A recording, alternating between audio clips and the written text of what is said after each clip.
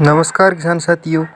एक बहुत बड़ा प्रश्न, गेहूं में क्यों आ रही है तेजी।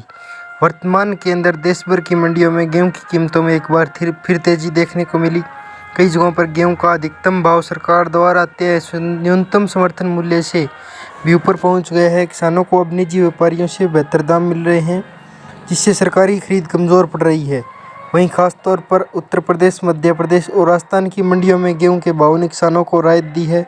गेहूं के बाजार भाव एमएसपी से ऊपर होने के कारण किसानों को सीधा फायदा हो रहा है। हालांकि यह स्थिति कब तक बनी रहेगी, यह बाजार के भाव, सरकारी नीतियों, स्टॉक की उपलब्धता पर निर्भर है।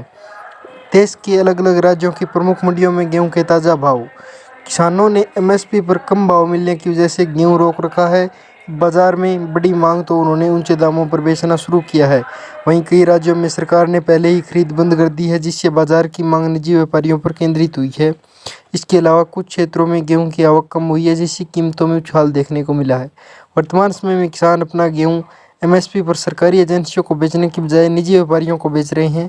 इसकी वजह साफ है, निजी बाजार में उन्हें ज़्यादा कीमत मिल रही है। उदाहरण के लिए विदेशी और उदयपुर, राजस्थान की मंडियों में गेहूं 3200 से 3400 रुपये प्रति क्विंटल के हिसाब से भाव आने की कगार पर है।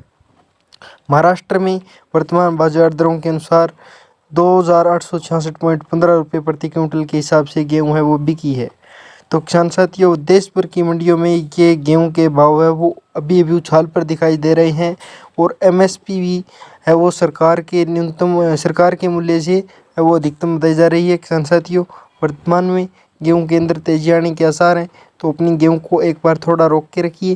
ज़्यादा आप हमारी बताई गई जानकारी को स्टिक मत मानिए, क्योंकि पता नहीं कब क्या हो जाए। तो इसके लिए अपने कृषि उत्पादों की जानकारी प्राप्त करने के लिए आप चैनल को सब्सक्राइब कर सकते हैं। धन्यवाद।